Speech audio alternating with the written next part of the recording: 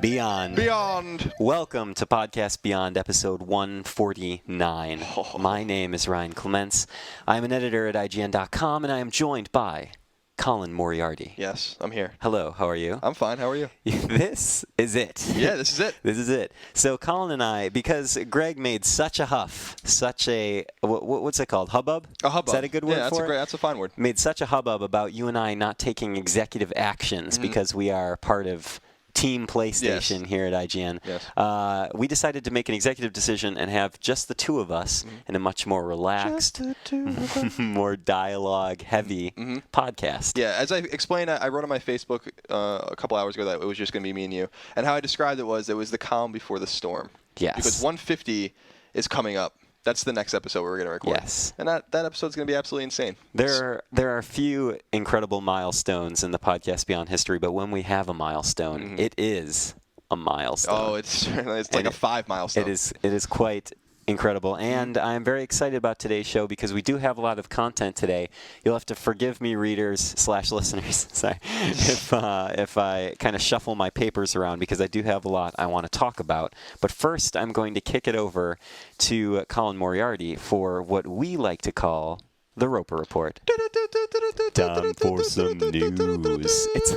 It's a little funnier when it's just the two of us and we're doing the song. I kind of like, I miss Greg. I miss Greg every day. I miss Greg every minute I don't see him. Yes, but agreed.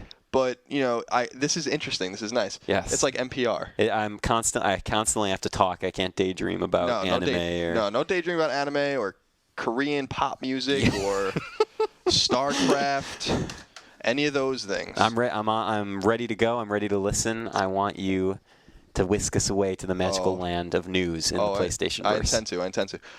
So I have 14 items here on this list. I don't even know. As usual, I have no idea where to begin. There's some good stuff that's happening this week. I'm going to start with the newest piece of news. Okay. Our friend David Clayman lives out on the East Coast now. Yesterday, very sad to see him go. It was very sad. We had a great time, though, when we sent him off a few weeks ago. That was a great night. So we know what the new game from Irrational Games is going to be. It's a new BioShock game. BioShock Infinite.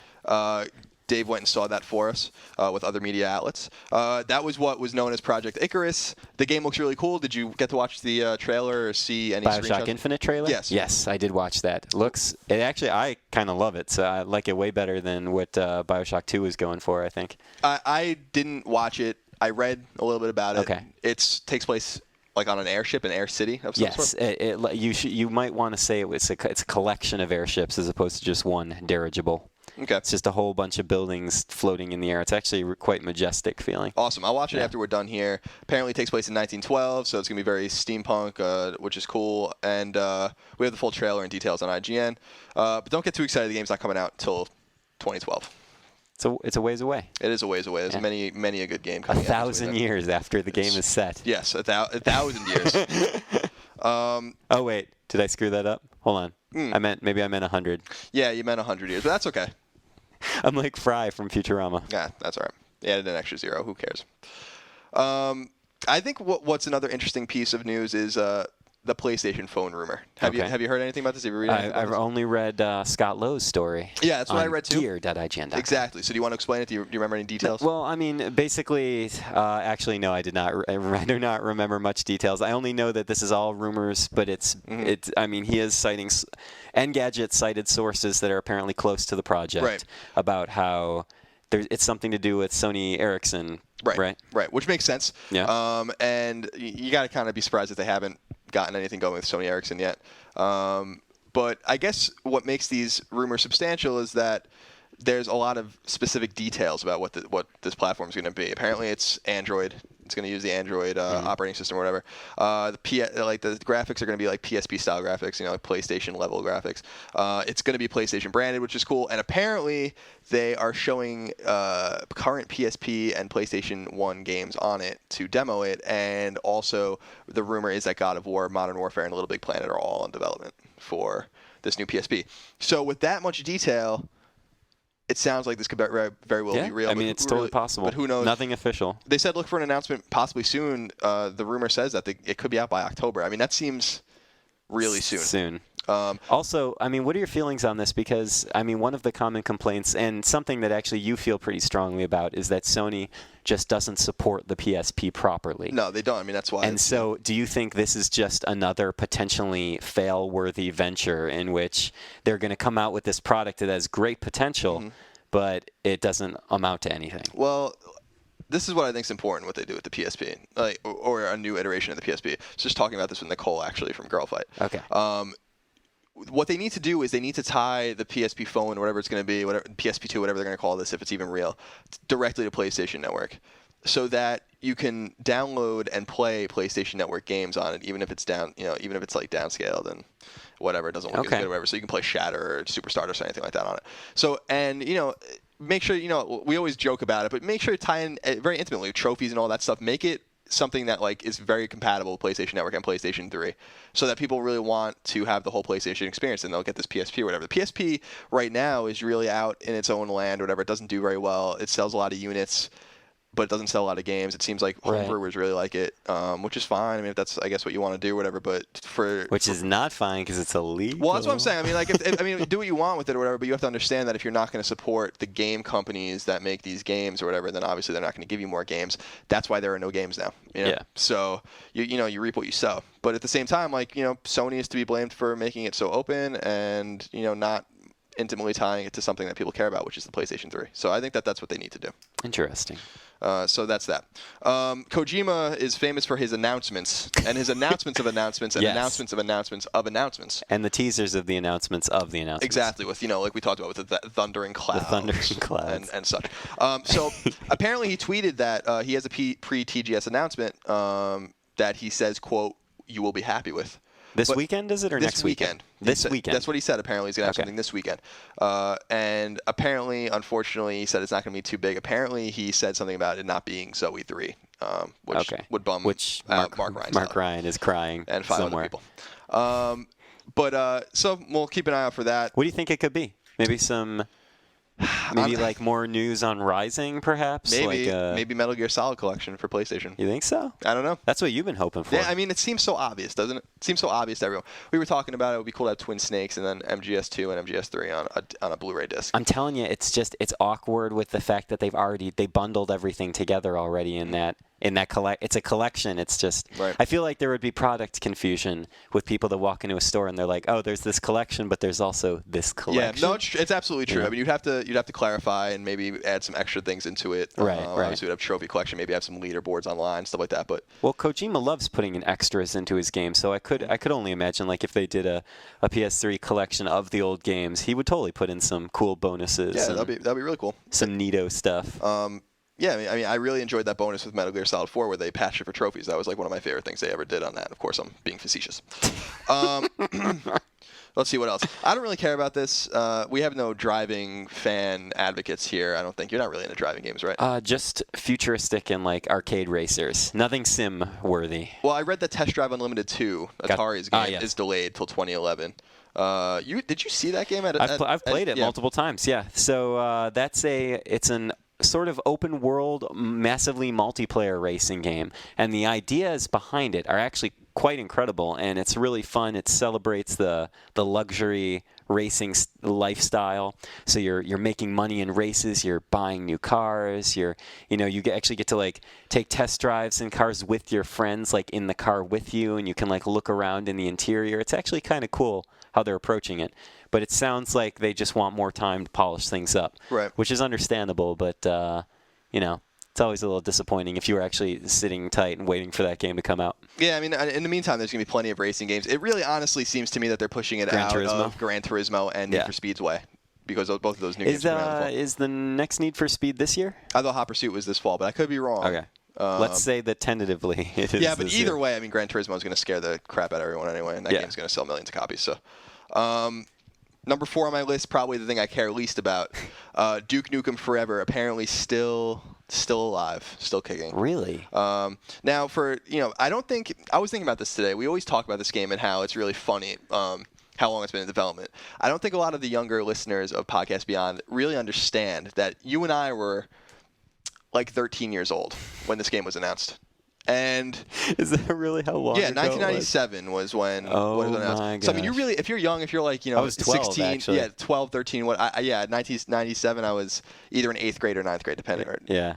No, actually 7th grade or 8th grade, depending on. And you really have to, if you're 16, 18, 20 years old, you really don't appreciate it that like we were reading gaming magazines, we were active, cognizant gamers when this game was announced, and it still hasn't come out, and it still hasn't gone away. So as the story goes, 3D Realms was the developer. They failed to create the game. They got sued by Take-Two, who is their publisher, and that was settled. And then the game was assumed dead, but apparently Gearbox is taking the reins. And Gearbox, of course, is the developer behind Borderlands, which is a fantastic shooter RPG.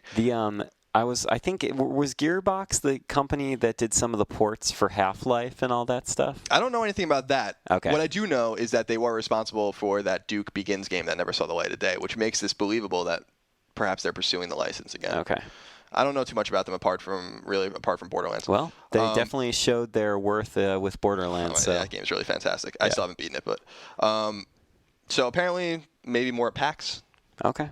Even if we see another trailer and some screenshots and artwork, we've seen that 7,000 times. So it would be really cool if they, honestly, I'm sure it's long dead, but I think it would be really cool if they released the game as it was going to look when it was supposed to come out in 97, 98. You think so? And just released it and just been like, this is it. And make it like a $10 throwaway downloadable title. Just out of interest, everyone's going to download it. It'll probably be the best-selling game on PlayStation 4.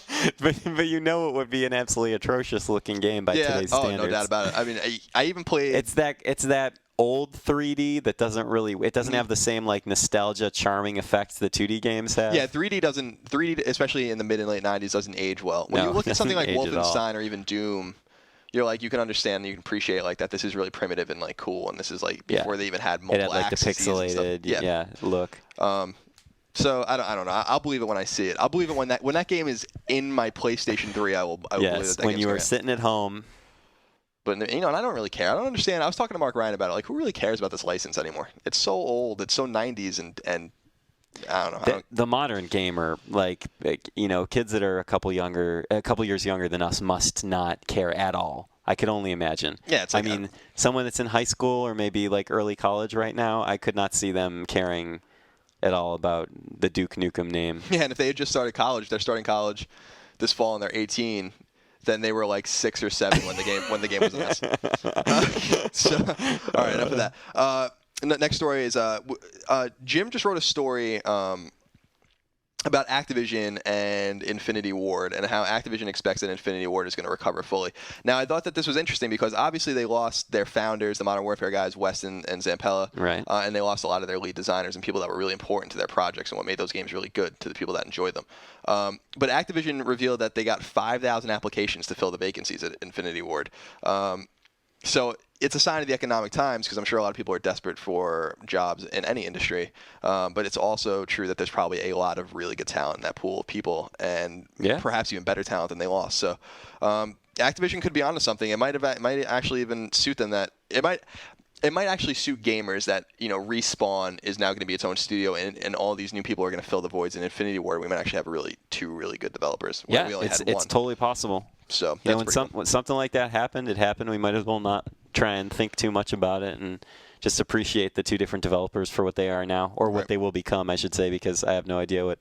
Do we know what Respawn's doing yet? I think that's to be revealed soon. Right? Well, Jim and Eric Brudvig are at QuakeCon, and I think Respawn's going to be there talking, right? Or is that? Yes, that's right. It was QuakeCon. For a second, I thought it was Gamescom, but so maybe they'll be there. Maybe they'll show their game at Gamescom. Probably showing it right now. We don't even know. Yeah, I don't know. Because it's in what, Texas? Yeah, I think so. Is that why Jim is going to buy a cowboy hat? Oh, that's right. Yeah, it's in Austin or something like that. Yeah. Jim said he was going to buy a cowboy hat. I know you guys will appreciate that. We'll see about that. Mm-hmm. Next up, Double Fine, who are the guys that developed Brutal Legend, have revealed their new game. It's a downloadable RPG for PlayStation Network and Xbox Live. It's called Costume Quest. Have you read it? It's a Halloween RPG, right? Yeah, it's pretty cool. Apparently, you go around and collect candy and do all those things, level up, and I'm sure it's really quirky. I mean, that's what they're known for. THQ is publishing and distributing the game, and apparently they have a deal for another game with THQ plus 2 more unnamed projects with another publisher. So they're doing a lot of moving and shaking, as it were. I know, sure. I was disappointed with Brutal Legend, not because it was, a bad game, but because it should have been an action game, in my opinion, and it's like a strategy game. It's like a quasi RTS. Yeah, it's like I wasn't really feeling it. But the intro to that game was Brutal Legend? Yeah, one of the most amazing when intros. he's the roadie and he's like, yeah, that was a classic. Yeah, that's good stuff. So I'm excited about that game. That'll be really cool. They're right around the corner, actually, Double Fine. So, Are they? yeah, my girlfriend knows someone that used to work there. He left to work at another developer or whatever. Interesting. And they're based in San Francisco? Yeah, they're based in San Francisco, right around here, because he wanted to meet me at 21st Amendment, which, if you didn't know, readers and listeners, was where we had our meet and greet. And it was delightful. It was delightful. Thank you again for all coming. Yes. Appreciate that. Certainly. Did you guys talk about that, by the way, last week on the you podcast? weren't here last week. Yeah, I wasn't there. Yeah, we did talk about it. Do you have anything to add? No, I just had a phenomenal time. It's just weird to meet the people that are listening to your work, because they were all it seemed just exceptional people, really nice, friendly, really grateful that we were taking the time to do that, and I really appreciated that sort of humble attitude that they had, and yeah, it was just phenomenal. Yeah, I enjoyed it too. Yeah, so basically, it's a reiteration of what we said last week, which was we're humbled by the experience, and we're just glad people enjoy what we're doing. We're not here doing it for ourselves, we're here doing it for everyone else. If no one enjoyed it, then we wouldn't do it. Yeah. You know what I mean? So we're glad that people like what we do. We're not on a pedestal. We're accessible, and that's important to us. Yes, so I totally agree. So thank you again for that. We're blazing through this list. We're on number 8. Excellent. Good, man. I don't really care about this, but some people will. The only reason I don't care about this is because we have access to so many games for free, which makes us very blessed. But Blockbuster has finally added a Games by Mail feature to compete with GameFly. Apparently 3,000 games are available in addition to their 95,000 movies and TV shows. Now, what I thought was interesting about it was that they said they have 360, PS3, and Wii games in addition to PS2 games, but it also says they have Xbox One games, which is a little... the original Xbox. Yeah, the original Xbox. So if you want to play... A very popular console. If you want to play Sneak King or something like that, I guess you can... the original Halo? Yeah, the original Halo. Mm-hmm. Halo 2, too. Halo 2 also. So that's cool. But what I've been reading in the comments, and I don't know anything about it specifically, is that the service is pretty lackluster. And I haven't heard great things about GameFly either, because apparently with both these services, it's impossible to get new games. I thought that Geddes said that he used GameFly, which I was surprised at, but he seemed to think it was pretty decent. If I'm thinking of the right person that was using the service. Yeah, I don't know. I mean, I have to reserve my own judgment. But apparently it's just really it's the same thing with Netflix. So like it's hard to get what you want if it's new. You have to wait. Right. So if you like old stuff, I guess that's okay. Something that I think is very exciting, just for the prospect of more trophies, is Amazon France leaked 2 possible upcoming Ubisoft collections. One will be the Splinter Cell collection, and one will be the Prince of Persia collection. Ooh. Now, obviously, quite tasty. It is tasty, especially because Splinter Cell has never appeared on PlayStation 3. Obviously, it did appear on PlayStation 2 after it was on Xbox. Presumably, these will be the PS2 games in both. And Amazon France has leaked things that actually happened in the past, so you can presume that this is also real. Do you know off the top of your head anything else that have leaked in the past? I think Jim, you guys can look up on our story. I think Jim wrote about it or whatever, that they have leaked things in the past. Okay. These could be real. I would believe that they were real. I don't really know anything about the size of these games or whatever, but I assume they're only going to be on PS3 because of a Blu-ray disc as opposed to a DVD. And we'll see. They're marked for release this November on Amazon France. So when we have more information about that, if it's even real at all, we'll let you guys know. So that's pretty exciting news. And continues the flow of collections coming out, which I'm really excited about. I like that. How do you feel about the collections you want? I'm fine with them, although I don't know. I mean, I haven't actually tried any of them yet, except playing the Sly Cooper collection briefly at E3. Yeah, me too. But I didn't really have any interest in the God of War one. I honestly probably won't, unless I'm reviewing it. I probably won't play through the Sly Cooper collection like on my own free time, unless I have like a big chunk of time in which no other games are coming out. But yeah, I don't know. I'm fine with them though. Yeah. I'm happy for you that you get your trophy fix. I'm very excited about the trophies, especially with 3 and Sly Cooper. God of War collection was cool if you're into those games. I did write on my Facebook about those games yesterday and how I think they're mediocre and overrated, and that started quite the conflict. Yeah, the debate, as it were. Some people agreed, some people didn't. I just don't see. I think those games are beautiful and execute what they're trying to do well. I just don't really think that they're amazing games. But that's okay. I think it's cool that it's fan service that they'll re-release these games for people for a new generation, put them together, make them cheaper than a normal retail game. I think it's great. Yeah, the accessibility option is definitely appreciated. And give me 1 second, Colin. Okay. Okay, thank you, sir. Adjustments made. Continue, please. Okay. So yeah, the next one I guess is number 10 is something that's going to be interesting to a lot of shooter fans. The Killzone 3 beta website apparently has launched. Interesting. I guess it's it's got like a login for PlayStation Network, but it doesn't actually work. So I guess things aren't working yet, but someone found it. So I guess that suggests that obviously there's going to be a beta for Killzone 3. I don't think there was a beta for Killzone 2. I could be wrong.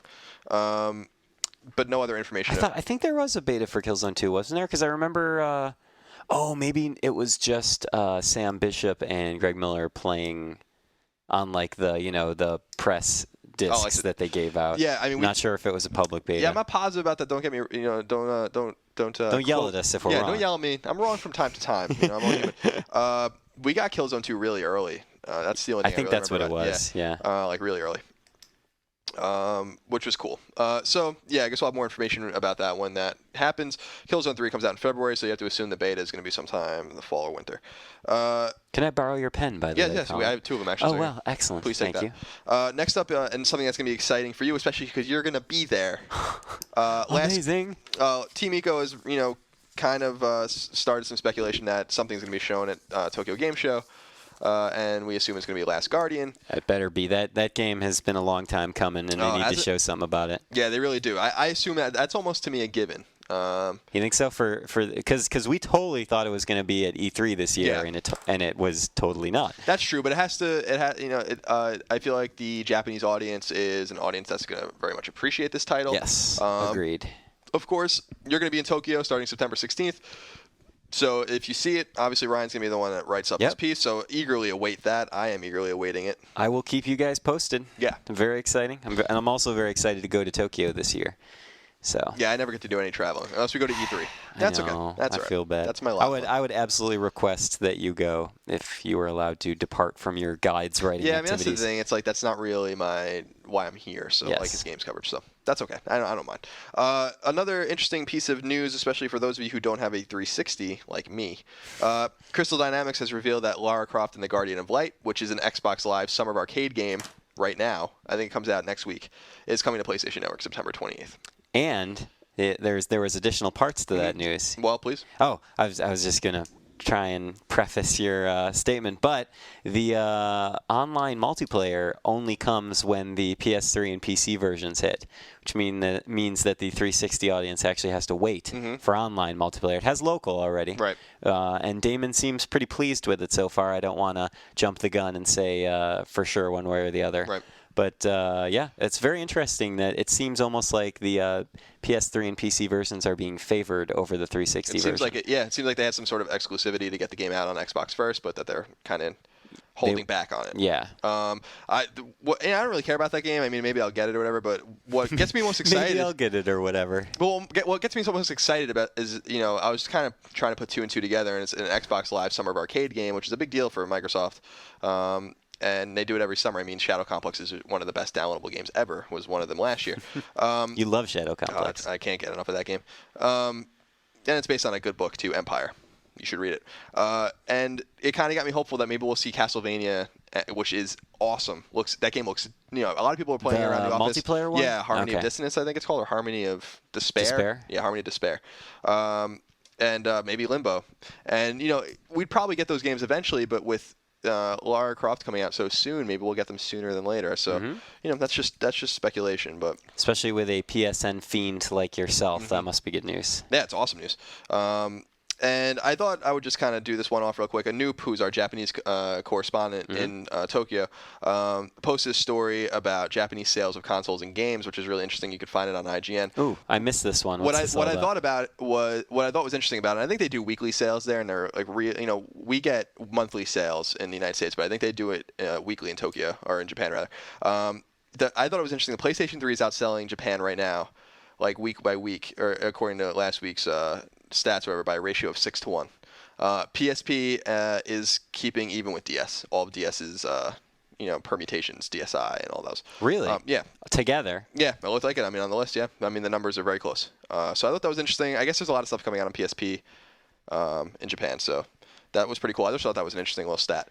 It blows my mind how popular that system is in Japan. And especially to go there maybe a year or two ago and be on that train and look around, and there were so many PSPs in public just being played, even like multiplayer. Right. You would never see that in the States. It's just supported differently there, and they get games. I mean, we had the renaissance of PSP games 3 years ago, and it's really, it's dead. And the final story, before I kind of go over some odds and ends, is THQ. This would be something that Mark Ryan would be interested in. He's not here. THQ confirms that they're slowing down the release cycle of undisputed UFC games. There will be one in 2011, but they want to do a 15 to 21 month development cycle for all the other games. And I think that's due to the disappointing sales of Disputed. I don't think it sold badly, but I don't think it met what they wanted, and I don't think it met last year's sales. And the fact that they have direct competition with EA MMA, which comes out, I believe, in October. So that is the last story. I just wanted to point out we have some good pieces and things to read on the website. Please point them out. So I think Jim wrote a story about Arkham City, which is the new Batman game. Game Informer had the exclusive on that, and you can check out Game Informer, the most recent one, for all the information. I think Jim's kind of truncated that information in something on our site if you're interested in checking it out. And Christine also did that piece about the little Easter egg in the original Arkham Asylum, which I didn't know about. That's really cool. Definitely check that video out. It's basically a place in Arkham Asylum, a room that's not on the map, like that, like your game map or whatever. The warden's office. Yeah, right? The warden's office or whatever. If you find this place and blow it up, and we show you how to do it in the video and where to go, you find a map, I guess, of Arkham City, and like the approved stamp over it, I guess, that they were moving the asylum or something. I don't know. Yes. So yeah, check out that. Check out Jim's piece on Arkham. Our British editors across the Atlantic have their hands on Move, PlayStation Move, and they did an unboxing video of it, so you might want to check that out. I could just listen to Martin talk all Aren't day. They great? Aren't they great? All day. Oh, the British accents are great. And the last thing, or one of the last things, we have also a PlayStation 3 guide that basically Greg was very instrumental in putting together. That I know a lot of you guys, we get messages that some of you don't even have a PlayStation, but you still listen to our podcast. That's cool. If you're interested in getting in on the amazing amounts of fun you can have with PlayStation 3, then you might want to check this guide out. It tells you what the best games are by genre. It tells you how to get on PlayStation Network, what you're looking for when you buy a fat or a slim PlayStation, all those kinds of things. So that's pretty cool. We've had one for Xbox for a long time. We finally got one for PS3. And we also have new Tactics Ogre PSP class information on the site. You said that game was looking very good. I think the game looks cool. I just think that those 16-bit graphics, and I'm not sure if they're doing anything to them or whatever, they might be. It wouldn't surprise me. They just look great. 2D Super Nintendo style stuff just looks so much better than N64 PlayStation era stuff. I'm going to have to agree with you for the most part there. I mean, it's just like think about it. When you have like the 8-bit, when you think about like Dragon Warrior, and then you think about like an NES game, and then you think about something like Final Fantasy VI or Secret of Evermore, something like that on Super Nintendo, the latter looks so much better than the former, and ages well, And the same thing with something like Mario 64, and then even Super Mario Sunshine or something like that. Like one just looks a lot better because they've been able to cultivate the technology a lot better. So that really early 3D stuff looks like garbage, but the really late 2D stuff looks fantastic. Yes. That's my opinion. I don't know. Huh? I agree. And something also I wanted to say, not let the PSP fans leave them out in the cold, something you'd be very excited about. Valkyrie Chronicles 2 has a demo on PlayStation Network this week. Yes. But you're going to get to that, because now we'll get to that eventually, I guess. Yeah, I mean, we will get to that eventually. But that was pretty exciting news. I'm a little disappointed that they're moving it to PSP, but that's too late to cry over spilled milk. You know what else I'm disappointed about? Tell me. I'm disappointed about how sometimes I just can't get a collected list of everything that's coming out for the PlayStation platform. It's tough. Can you think of anywhere that I would go, being a gamer and also an incredibly attractive man? Oh, thank you. I appreciate that. I actually do, and I was talking about myself. Oh, okay. I always tell you that you're attractive. I was going to say that the only reason I even know the answer to this is because I am an attractive man. An incredibly attractive man. It has nothing to do with the fact that I'm a gamer. Okay. You go to the official IGN list of upcoming PlayStation software on all 3 platforms by the IGN editors. Hey, Colin. Yo. Yeah, there it is.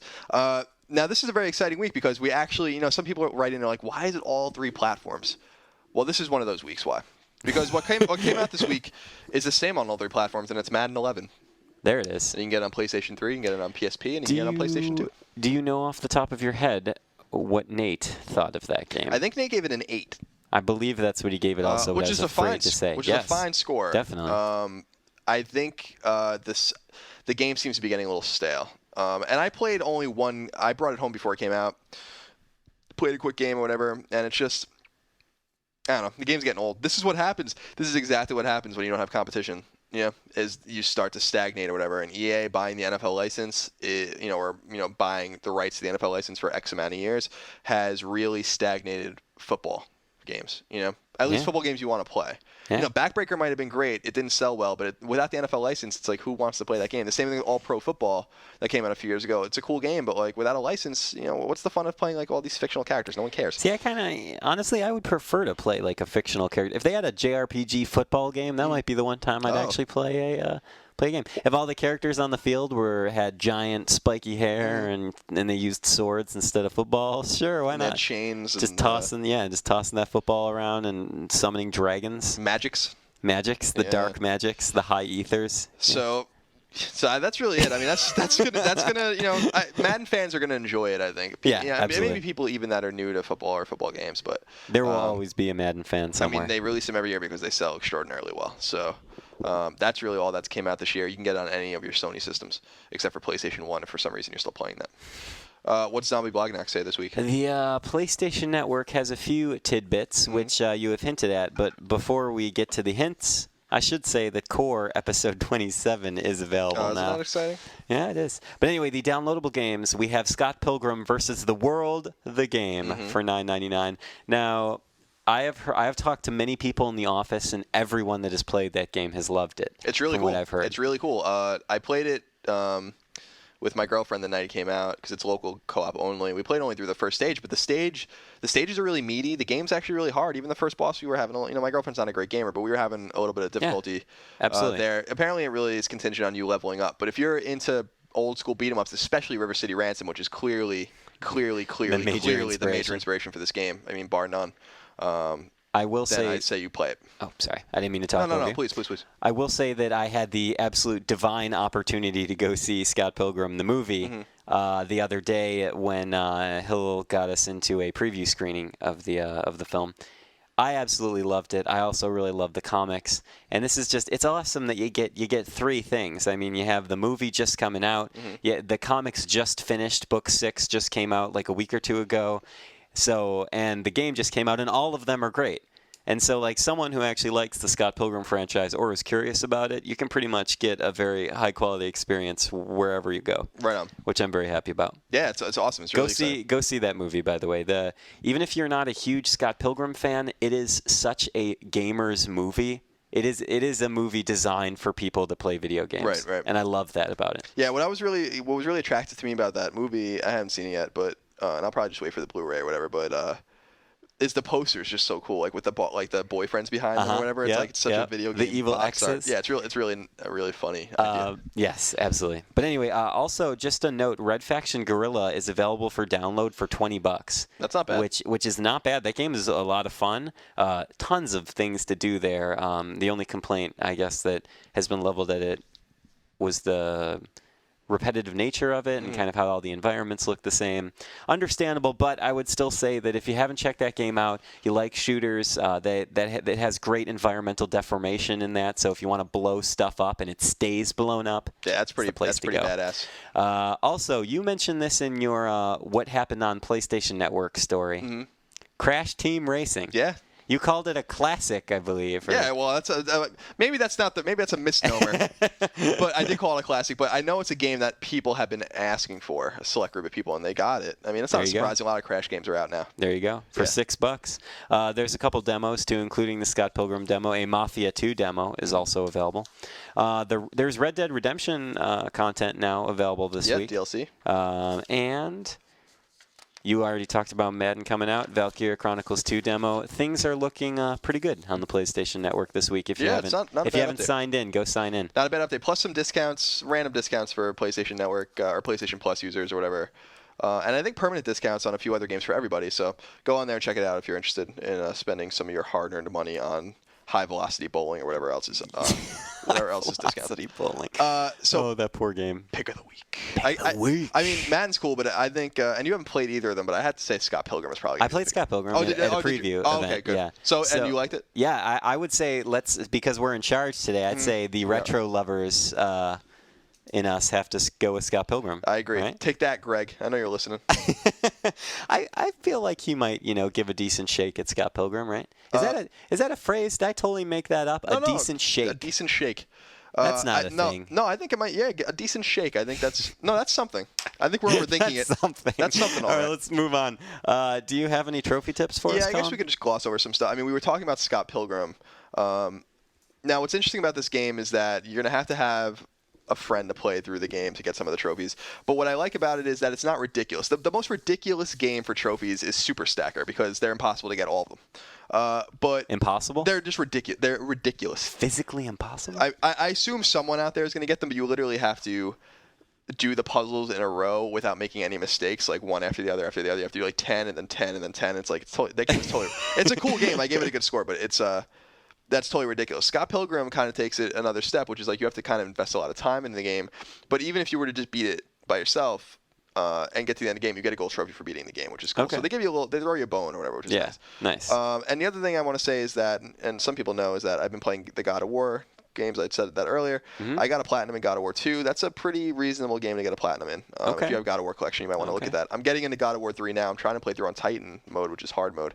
It's difficult. It's a difficult game. It's a little cheap. They don't call it Titan for nothing. They certainly don't. So that's all I've been doing for trophies recently. But things are going to start picking up when more games come out. We'll have more new stuff to talk about. Okay. So that's it. Well, before we move on to one of our favorite sections, which we like to call reader mail, or mail call, or male-female, or malarkey. Before we do that, I do want to talk about episode 150. Ooh, isn't that exciting? That's what everyone's been waiting for. Because we can address it again at the end of the show. But what I didn't want is for people to say, "Oh, it's the end of the show." Click. Yep. Turn off before they hear all the good news. Yep. We have a lot of good news. The next episode of Podcast Beyond, as Colin mentioned at the beginning of the show, is episode 150, and it's going to be a big one. Now, we are not going to have it next week, and if I can check my calendar very, very quickly, give me a second, Colin, give me a little music here. I have my calendar, but now I just want to listen to that. It's a little bass. So the next episode will not be next week on the 19th, which is what it traditionally would be. Now, before you raise your arms in complete and utter hatred and throw burning torches at us, the next episode will be on the 26th. Mm-hmm. The reason we're doing this is because we have big plans. Oh, big plans. Epic plans, I would go so far as to say, and we won't need to make sure that we have adequate time to prepare. Greg isn't even here in the office. People have extremely busy schedules. Gamescom, the big show in Germany, is happening next week. So in other words, you guys are just going to have to sit tight, but we will take care of you. Yep. Now, we have some instructions for you. If you want to make this the best darn show that you've ever heard, what you need to do is write in and send us questions as well as phone numbers, because you guessed it, we're going to be calling you guys and having a little Q&A on the phone. Now, this is not live. The podcast will not be live. So Greg mentions in this little note to me that he wrote, do not submit one question and then ask another. It's worthless. Just, send in the question that you're going to ask with the phone number. We will talk about it with you on the phone, and then it will be broadcast later. Yes, so definitely make sure to do that. If you would like to send us a question and phone number, we will not distribute your information. Nope. But you can send it to beyond@ign.com.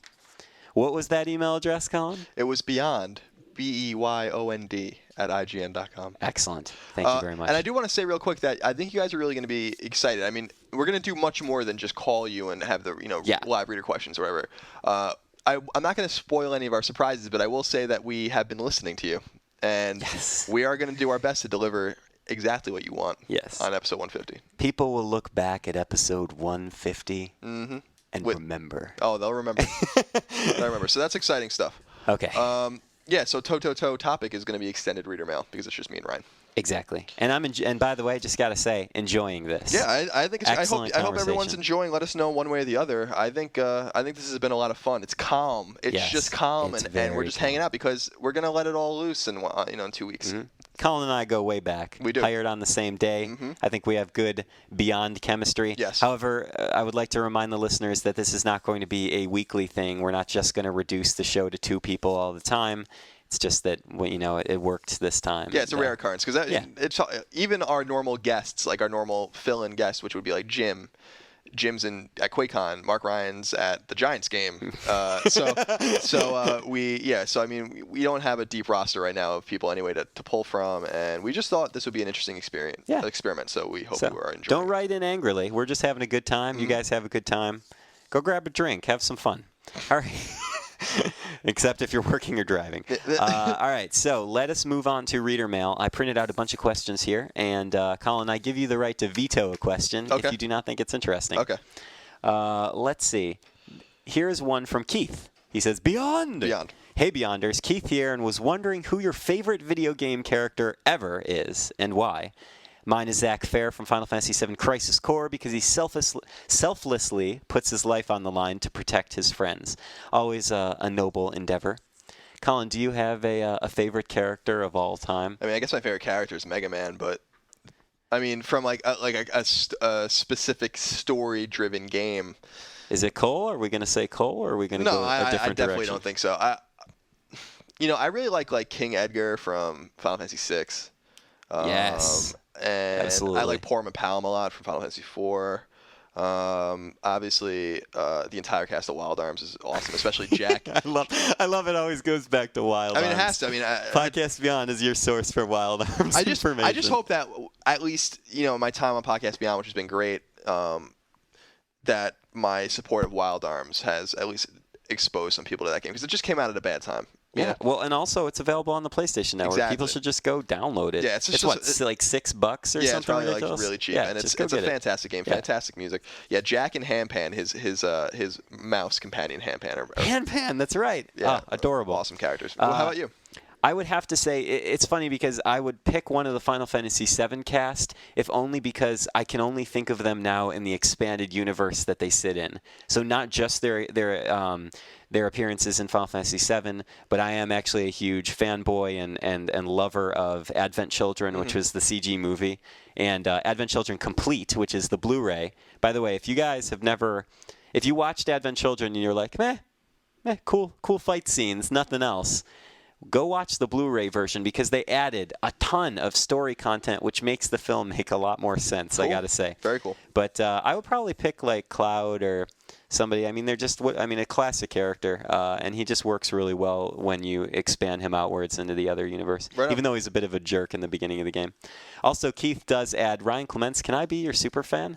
Only if you're also Colin's super fan. Oh, yeah. I like that. That's okay though. He doesn't have to.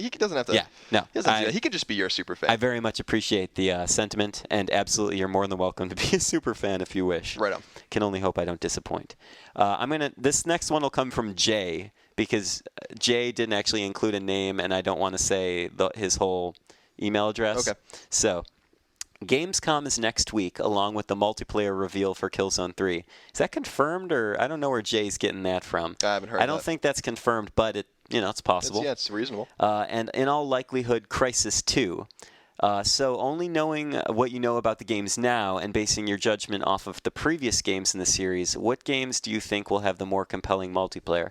I didn't actually know if Crisis 2 officially has multiplayer or not because I have not followed that game closely. I haven't followed it either. And it got pushed again, so I mean, it's going to be a ways away. If I had to choose, I mean, Crisis is a very cool game, but I mean, I would probably pick Killzone just because I have experience with Killzone 2. Mm-hmm. Did you ever play the original Crisis? No, I was going to say, I think that game came out in winter 07, right? Or 07 or 08. Something like that. I remember like Dan Adams, who's one of our old editors, I think he was playing it, or Charles or something, and I remember being blown away by how beautiful that game was. It's like, stunning. How stunningly gorgeous that game was, and how everyone wished it was on console. And, but I never played it. And I'm not a huge multiplayer fan anyway. I like Resistance's multiplayer, but that's not something I really get into too much, so I probably shouldn't answer this question. No problem. Yeah. You're basically saying go play Mega Man. Yeah, go play Mega Man. I don't have enough information to answer that question. You understand? Yeah, absolutely. No, I totally appreciate that. So we're going to do this next one from Nick. Mm-hmm. Nick says, Beyond. Hey, guys, I love the podcast. Keep up the good work. Thank you. Thank you. When is Sam Bishop coming back? We haven't heard from him in a while. Also, kind of a side question. My roommates and I have been debating on moving to San Francisco and was wondering about an apartment. If there's any decent-sized apartments around or in San Francisco. There's 3 of us with pets. We live in Texas, so we can't really go looking around. Or we can really go looking around. I don't know what that means. Any help would be awesome. Thanks, Nick. Now, I wanted to include this for 2 reasons. First of all, Be careful about San Francisco apartments because they are expensive. Yeah, all right. So let's just get this out of the way. If you don't know anything about San Francisco, it is, I mean, categorically the most expensive place to live in the entire country, including more expensive than New York. So if you're coming here and... Is it like, have they done studies about that at all? I mean, if you go to I read a list not too long ago, it was in Forbes or something, where the most expensive place, like really the most expensive place is actually White Plains, New York, apparently. Okay. But big cities, whatever, Manhattan's right. more expensive than San Francisco, but if you take the 5 boroughs together, it's cheaper than San Francisco. Gotcha. San Francisco is ludicrously and ridiculously and outrageously expensive. Now, the reader should note I am way less of a San Francisco critic than Colin here. I'm not a huge fan of the city or whatever. I love my job enough to be here, and I would never leave here if I had, because of my job, and that's fine. Right. But, the taxes are really high, the rent's really high, you don't really get a lot. The city's kind of dirty and in a state of disrepair at all times. Nothing works. So if you're into that kind of thing, then San Francisco's your kind of place. Before Nick goes running for the hills, I will say that San Francisco also has some incredible restaurants, bars, museums. I personally love the in-city culture. I think it's a very artistic, very friendly city. Even the homeless people are pretty cool. No, for the most part, I love San Francisco. I love the vibe I get from this city. I never thought I would live in a city when I was growing up, but I do. I really like it here. Just watch out. It's very hard to find a cheap place here. Yeah. However, if there are 3 of you, that might be a little easier than doing like a single bedroom apartment. Definitely, the more of you that live together, the better. And I too like San Francisco in premise. In premise, I like the theory behind because the city. it's socially liberal and it's live and let live and everyone is friendly and it's nice. But like when push comes to shove, you really have to, be conservative with how you spend your money and just get used to being taxed for everything and the muni breaking all the time and the roads not being paved. And the end you to fail well. Don't forget it. If you get on the muni, just expect that you're going to be walking to your destination. So those kinds of things are frustrating, but it's cool. The cool thing about the city is that the diversity is amazing. It's awesome. Great food, like Clemens was saying, and you can really do a lot of cool things here, whatever. It's just prohibitively expensive. I mean, that's really a problem for a lot of people. Sorry, that was a bit of a tangent, but I wanted to give the readers a little slice of life of what, people like you and I. The people do have a misconception about San Francisco too, which I think I should clear up. My family and friends included, where they're like, "Oh, it must be beautiful out there, and the sun, and you're on the beach, and I'm like, San Francisco is pretty cold. And it's cloudy all the time also, especially in the summer. We're all wearing jackets right now. Well, I haven't seen the sun in the Ryan and I live in the same part of the city. I don't think I've seen the sun there in 2 months. Yeah, but at the same time, since I'm personally from Buffalo, New York, I think the weather here is phenomenal because I don't like hot weather. I prefer cool weather, but I also don't like having 8 feet of snow. So I'm fine with San Francisco, but do you mind if I move on? Did you have anything else? I did want to say, Nick, that we absolutely love Sam Bishop, but he doesn't really freelance a lot for IGN anymore, so I wouldn't really expect him to be appearing on Podcast Beyond unless there's a very special occasion. Oh, so I wonder what that means. I was actually not hinting at anything, but you never know. That's all I'm saying. But definitely lots of love for the Bishop, but he's probably not going to be a Podcast Beyond regular. Now I'm going to move on to Tim's question. Yes. Let's see how we're doing on time, by the way. Pretty good. Oh, good. Beyond, I was thinking about getting Heavy Rain, but I've seen listings for a Move edition. So if I buy it now, will I get a patch to use Move, or does the Move edition have more in it? Thanks and love the podcast. This is Tim from California. So he said Heavy Rain, right? Is that what he? Yes. Oh, what did I say? Oh, no, I wanted to make sure I understood. Yes, Heavy Rain. Yeah, so obviously you'll be able to buy a patch, or rather download a free patch for Heavy Rain if you already have the game. But maybe what he's talking about is maybe it's going to be bundled. Yeah. And if that's the case, then obviously you're still going to have to download the patch because it's probably going to be the same exact copy of the game. I have not heard of anything about like a Heavy Rain that includes more content. I'm pretty sure it's just Move-enabled content. Yeah, it is. And that patch will be available to anyone that owns the game the day the Move comes out. All right, here we go. Let's move on to Brock. Okay, Brock. Fantastic name, Isn't that the guy from Pokemon? Yes, it is. Brock! All right, so hello, Beyond Crew. My name's Brock, and I've got a few questions for you guys this week. 1, any news of Persona 5 in the works? I don't know anything about that. I actually, I want to say no, but I do remember seeing like a really mysterious Atlas trailer a little while ago, and I kind of forgot what it was about. So that's a Clemens question. And if he doesn't know the answer, Yeah, then I would say no one that does. I would say that don't expect it to come anytime soon, but I would absolutely expect them to do a PS3 version of Persona at some point, maybe in a year or two. But yeah, what is Clemence's favorite anime? Don't want to stray too far from the topic, but I'd like to say it's Melancholy of Haruhi Suzumiya is up there, as well as the original Aim for the Top, or called Gunbuster in the States. I don't know any of that stuff. That's fine. 3, does anyone call Greg Master Miller? If not, that needs to happen. No. I didn't. Oh, really? Because I never even thought about that. No, Master Miller? Yeah. We're straight out of Metal Gear. Yep. Beautiful. We can make that happen for you. We can at least do it once. Okay. All right. Thanks, guys. Keep up the amazing work. That's from Brock. Thank you, Brock. Thank you. Let's see what else we got here. Oh, this is good. Oh, but I don't have a name. I'm sorry. I can't give a name for this person. Well, they say Beyond. Beyond. With Little Big Planet and Mod Nation Racers now in Sony's Play, Create, Share list of games, what other types of games would you like to see included? Maybe a custom fighter. That'd be cool. Very interesting. I would love to see something, yeah. But they've done stuff like that in the past, and not necessarily to great effect, because the whole point of the fighter is that very fine balance between characters. There was Fighter Maker for PlayStation, right? The first one? Oh, yeah. And there's also a totally broken PC game where you could create like fighters that were impossible to beat. And there's video of it online of people like with their heads spinning around, and they'll just like kind of like move around the screen and like with like sonic speeds. It's great. That would be cool. I would love to see. I would actually like to see like a next generation. Oh, I hate using that term. A current generation RPG maker of some kind. Yeah, that'd be cool. RPG Maker was a pretty ambitious game on PlayStation. That was and people used to put their stuff on like via what was that thing called? Gex Drive. Remember that? Maybe. That sounds familiar. Something like that, and they would like put them on GameFAQs or message boards or whatever, and then people would like exchange their games. So that, I guess that kind of worked, and especially now that it would be really cool to have RPG Maker on PlayStation 3 that utilize PlayStation Network to distribute your game. Yes. That would be awesome, and to or share even have a stuff marketplace like that. or whatever where you can sell them. And it would just be nice to have the nice shiny graphics for all that stuff. In fact, Clements, I mean, my mind's buzzing about this because if a company like Atlas did something like that and they made a marketplace for the RPGs to be marketed that people made, that would be actually a way for them to make more money, because they can say you can sell your RPG for $5 and we get half the money and you get half the money, even though you're using our engine and our proprietary stuff, and it would be make a whole new, maybe it would be like a renaissance of JRPGs that we've been missing so sorely. Atlas, are you listening? It's an they idea. Better get on that. It's an idea, and they've come out with some great games lately for PlayStation 3. So this is a bit of a long one and a slight tangent, but I did want to tell it because I know this will tickle your fancy. Okay. He says, Beyond. This is from, where is it? Juan.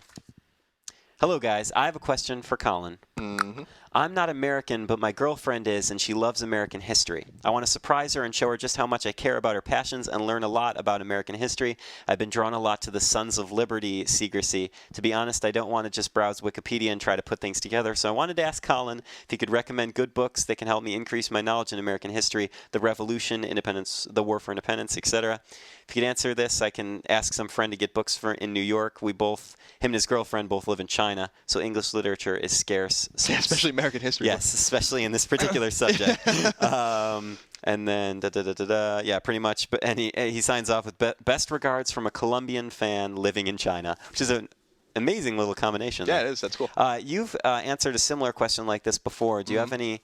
Does this change your opinion at all? Like, just his particular situation. I mean, not being American and coming from Colombian background. Yeah, I mean, it's cool. First of all, I'm honored that anyone who's not American wants to know our history. I think that's really cool. Yes, absolutely. And yeah, I mean, I recommended the Howard Zinn book a few weeks ago when we talked about this. People's History in the United States, 1492 to present, it's called. And Howard Zinn just passed away, so that's a cool book to get or whatever. They reprinted it's the copy I have has a blue cover, but they have a new edition that's a white cover, so that's the one you want. That's a cool book for just an overarching history of really the conquest of North and South America, and then it kind of segues into the Revolution and the United States. But there are other interesting books. American history is thorough and deep. It's not as deep as British history. It's not as long-winded as British history or something like that. But which I also think is like absolutely fascinating stuff. But, oh yeah, for sure. But I think that it depends if you're in a Revolutionary War, and especially the product of the Revolutionary War, which is our Constitution. probably one of the greatest documents ever written, then I recommend a book that's a difficult read but really a great book. It's by Gordon Wood, who's a prominent historian. It's called The Creation of the American Republic. And that's a great book. I think I have the name right. Creation of the American Republic, 1782 to 1787 or something. I don't know, something like that. It's a great book. I read it in college. And I think another cool collection of papers to read are the Federalist Papers, which were written by anonymously by Alexander Hamilton, James Madison, and John Jay. John Jay being the first Supreme Court justice. And they wrote them anonymously as editorials in newspapers to support the Constitution while the Constitution was still going through its ratification. So it's the most cited piece of literature in every single Supreme Court case because it's the only inkling we have of how the founders, who, especially James Madison, who wrote the Constitution with his own hand, how they felt about and how they interpreted their own words. Okay, interesting. So really, virtually every Supreme Court case cites the Federalist Papers. If it has to do with constitutional law, of course, which it usually does. So I would start there or whatever, and then you can kind of, I mean, there's a lot of great books. I mean, if you want something really easily digestible, there's a book called One Night Stands with American History, which is really cool, and it's just like... I like that book. It's just one page with just like kind of interesting tidbits about things, and it goes sequentially or whatever. That's pretty cool. And then you can read great books about individual men. You can read even a book by David McCullough called 1776. He also wrote a book called John Adams, which is what the HBO miniseries was based on. There's a great book about Andrew Jackson called American Lion that I just finished. That's by John Meacham, I think. So, I mean, there's a lot of books. I mean, there's a lot of books. So I don't want to bore everyone, the 99% of the people that are listening to the podcast that don't care. I can talk about history all day. No, but it's always good to know. Find me on Facebook, and if you want to message me, I will. And people have been messaging me about this. We can talk, and I can, you can tell me specifically what you want, and then I can try to recommend books that more cater to exactly what you want to learn about. Beautiful. Yeah. Thank you, Colin, and also thank you, Juan, for sending in that note. Don't worry, folks. We're not going to talk about boring old American history more. I'm sorry about that. That was tangential. Don't apologize. I enjoy listening to you talk about something that you like. But let's move on to a question from Paul. What are your thoughts on Persona 3 on PSP? I'm thinking about getting it. I'm thinking about adding it to my PSP collection. Now, Greg, unfortunately, is not here. He's the one that reviewed it. I did play it, however, and I will say that Persona 3 is an awesome game. However, I actually preferred the PS2 version because they had to remove a lot of the elements from the game to make it fit onto so it is a direct port. Okay. It is technically a direct port, but they remove a lot of the explorative elements of the game and replace it with menu-driven gameplay. Mm-hmm. Now, if you're fine with that, and if you're like, hey, that sounds fine, then go for it, because it also has an entirely new female main character that you can play as, which of course then changes your relationships with all the side characters. That's very cool. But if, honestly, I would probably just go with the PS2 version if you have a PS2 lying around or a PS3 that's enabled. Backwards compatible, yes. Thank you, Paul. Here we go from Gabe. Hey, Beyond crew. I was about to say team, but he said crew. Crew, that's okay. How are you doing? Fantastic. Quick fire questions. Go. Colin, what game has a better soundtrack? Shatter versus Scott Pilgrim? I like Scott Pilgrim's soundtrack. I haven't heard the whole thing, but I find it really hard to believe it's going to be better than Shatter's soundtrack. There you go. Ryan, that's me. Are you more excited for Kingdom Hearts Birth by Sleep, The Third Birthday, or Valkyria Chronicles 2? Kingdom Hearts Birth by Sleep by far. Greg, what are your feelings on Vanquish? It's a shooter with no multiplayer. Pretty ballsy and awesome, no? Oh, yeah, that's great. Yeah, wait, I'm going to send it to him mentally, and he'll get back to us. Okay, we'll get back to that. Guests, if they exist. I love that. Thoughts on Jim's beard? What if he throws up? Pretty messy stuff. Yeah, I mean, that's going to be a nightmare. Yeah, that will be a nightmare. I'm excited about it, though. Oh, yeah. Jim's beard is going to be fantastic. For those that don't know, Jim is growing his beard for several months. We'll see how that goes. If he can make it till February 14th, Valentine's Day, then he wins the money and the pot. Otherwise, we've each picked a month in which we think he'll cut it. You're August. August, right? Yeah, if he cuts it during this month, I win a lot of money. I picked September, which I think is going to be the month where he succumbs to the itchiness and the dirtiness of having this rogue warrior beard growing on his face. All right, Ryan again. Who would win in a fight, FX or 21? And K-pop versus J-pop, who triumphs over the other? All right, first of all, K-pop over J-pop, no problem. Okay. 21 versus FX. Are these bands? Yeah, they're girl groups. Girl groups. First of all, it tickles me that Gabe knows how to say all this stuff in the first place. I would have to pick out of instinct 21, but FX is one of my favorite groups, so that was a very difficult decision. Greg is going to have a field day with this one when he listens to it. No, I mean this podcast in general. I think it's good. I think it's a good podcast. I love it, but Not a lot of people like the K-pops as much as I do. That's all right. Not a lot of people like American history either. Let's see. That one's a little long. Give me 1 second, guys. Stick with me. Stick with me. Here's a good one. This one is from Kevin. Kevin writes, Beyond. I've wanted to play my PS3 with my sibling, but don't know which games to get. Do you guys have any recommendation for co-op games besides Little Big Planet and the Lego games? Plus, should I get a Game of the Year version for Little Big Planet, or should I wait until Little Big Planet 2 comes out? I don't really want to get both. Thanks. No problem, Kevin, in advance. First of all, I would totally get Little Big Planet 2, considering that the game is going to be far superior, in my opinion, than the first one. And that's where the community is going to move. I mean, the community will move there, and also they're going to bring every created level from Little Big Planet over to Little Big Planet 2. You're essentially getting 2 gigantic games all wrapped up into one beautiful Sackboy package. But as for other co-op games that aren't those easy picks, it's tough to say. Man, do you have anything that pops in co-op to your head? That handsome head of yours. I mean, there's like some cool like throwaway games on PlayStation Network you can play co-op, obviously, that are pretty cheap. Like Scott Pilgrim, for example. Yeah, Scott Pilgrim is local, so if you're into that, that's a great. It depends on how old your sibling is, by the way. Yeah. Final Fight's $5. I mean, you can play it. We played that together. Yeah. And you can play that. You can play that online or locally.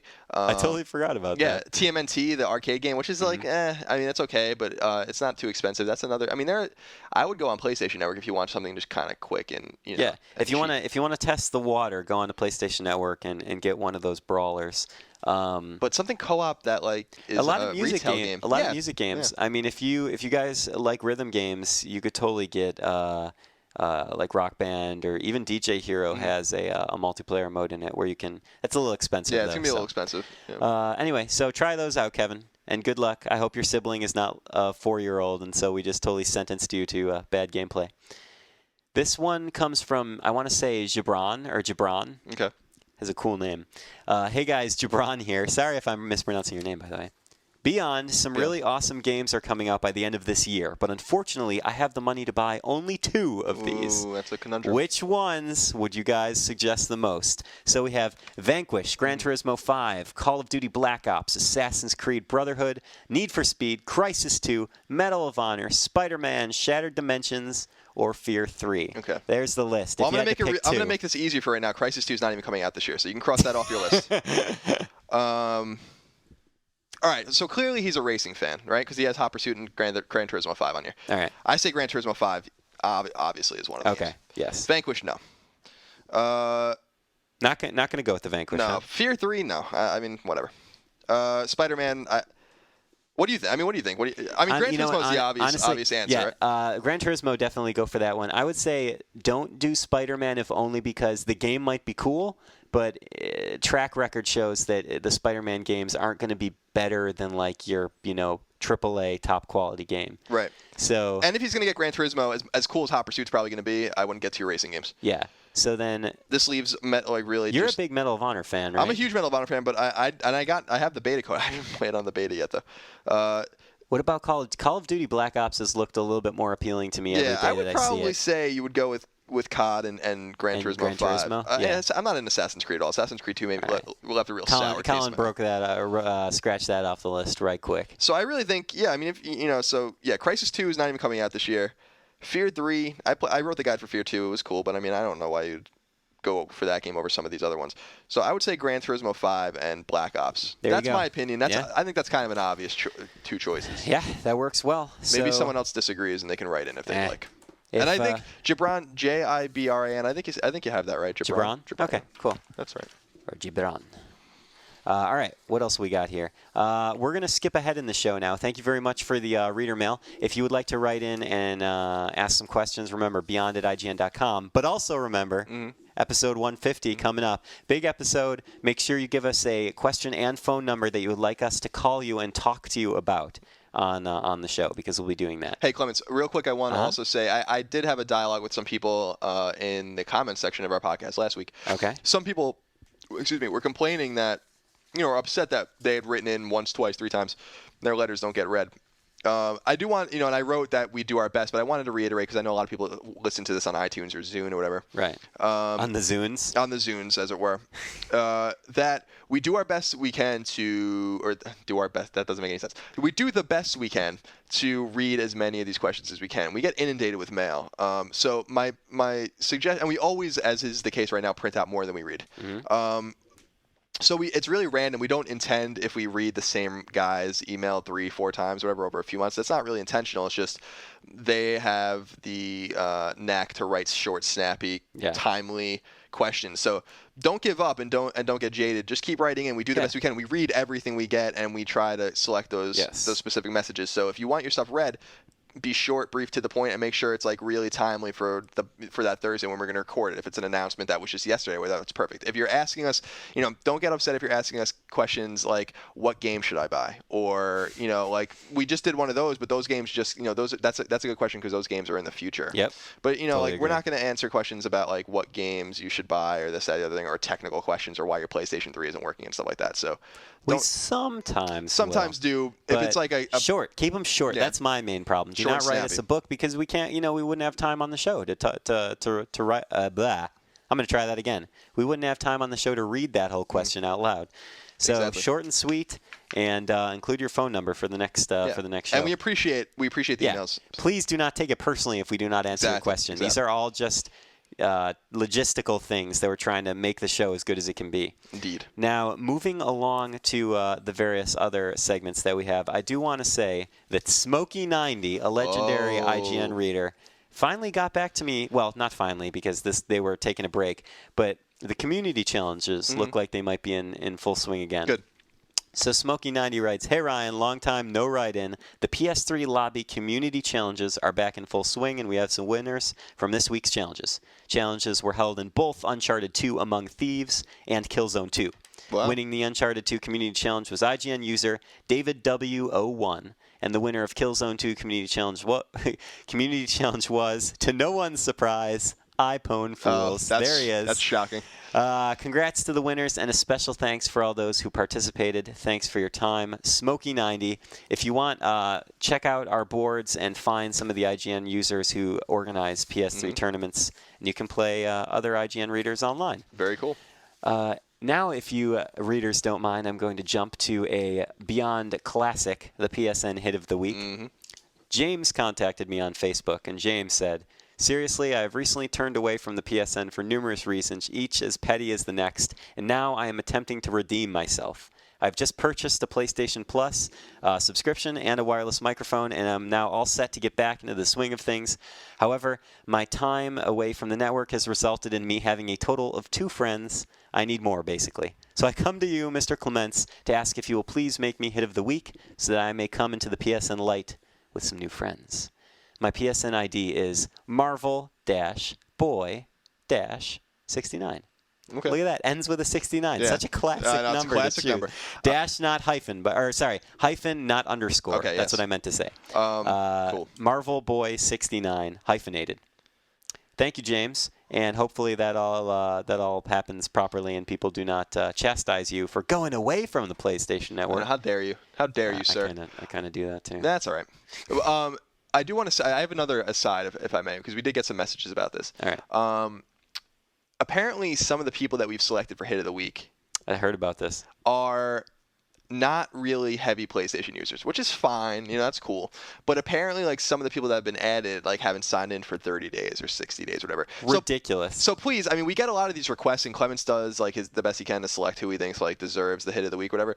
Like, if you're not going to be on PlayStation Network often, and I'm not saying you have to be on as much as I am or Greg or whoever. If you're on every few weeks, that's cool. But if you're not going to be on for like 30 or 60 days at a time, it's ridiculous. Don't write in and don't bother us, because like people want to, you want friends, and that's cool. But people want friends that are also active on their list. So it goes both. The street goes both ways, as it were. Yes. So just try to be cognizant of that, please. Please. Now I think I have actually exhausted all the stuff I have. Except for one thing, the song at the end. Now, before we do go, Colin, do you have anything to add? No, just thank you again for listening, all the readers and listeners, I guess that would be. And, yes. We're very excited about 150. We're really excited to record it. Remember, it's not next week. It's the week following. Yeah, so please forgive us. We need a week to prepare. Yes. But it will be worth it. It'll Absolutely. be very worth it. And also remember that you can find IGN on the two big social networking sites, Facebook.com/IGN and Twitter.com/IGN. Right. If you want IGN, you go to those sites. And then you check them out. Also, Colin and I are active users on Facebook, but most recently, and I'm very happy and, a little ashamed to say this, I have grown to appreciate Twitter because it is absolutely zero maintenance, and I do not have to worry about sorting through a zillion crazy spam messages and event invites. Yeah, that's rough. If you don't keep up on that. Yeah, and I am actually on Twitter every day. I try and tweet at least once a day, if not more, because I don't want to crowd people's feeds. But if you do want to follow me and get the taste of the IGN editor in a non-sexual way, you can find me as I am Pwam Cider. That's Pwam cider, like you would drink. Isn't that Pwam is when you and Ryan and I were hanging out? It was us when we first started, and Geddes tried to drunkenly put my name into his cell phone, and it came out Pwam. That's funny as stuff. Which is not Ryan. But anyway, Pwam Cider. Follow me there. Do you want to give a shout out to your Twitter feed or no? No, I mean Jim did something kind of wily last week in that he put follow me follow Colin Moriarty on Twitter, and I have like 500 followers now. But I'm sorry, I'm still not going to use it. I can't use it yet. You can find me on Facebook, facebook.com/appealtoheaven. That's like where you can find me, and I try to interact with everyone, answer all my messages and stuff. So feel free to friend me if that's what you'd like to do. Cool. So I think this was an excellent show. I'm very happy with it. Thank you very much, Colin, for taking the time to record with me. Thank you, Ryan. And I'm going to end the show. Always very happy to get songs from our readers. If you do want to send us a song, also send it to beyond@ign.com. But we have some very talented listeners, and I am very happy to play a song from Michael, because Michael wrote in with this message. Hello, guys. I'm just writing in to submit a song to Podcast Beyond. I've sent in 3 or 4 songs in the past 6 months, but none of them ever got played. This is the last one from my album Reinventing Sacrifice, which is an album based on the video game Braid. The song's called Ether, spelled with the crazy A-E-T-H-E-R. What is that called? Huh? What is that called? The symbol itself? Yeah. I do not know. I don't know either. The song's called Ether, and it's all acoustic. There's also a video of the song if you go on YouTube and search Michael Zethner Ether. Michael's last name is Zethner. Keep up the good work, guys. I love the podcast. Sincerely, Michael. Michael, I actually really dug this song. Thank you very much for sending it in, and apologies for not noticing the 3 or 4 other songs you sent. Once again, logistics and technicalities. Please enjoy Ether off of Reinventing Sacrifice. If you can find the song, I suggest you purchase it because it is actually very chill. And a good way to end, it's actually a perfect way to end our relaxed podcast. Indeed. Thank you very much, Colin. Thank you, Ryan. Thank you, Beyond Nation. Go rejoice, celebrate in the PlayStation universe where lovers, dreamers, gamers combine. Oh, that's it. I like that. Beyond. Beyond.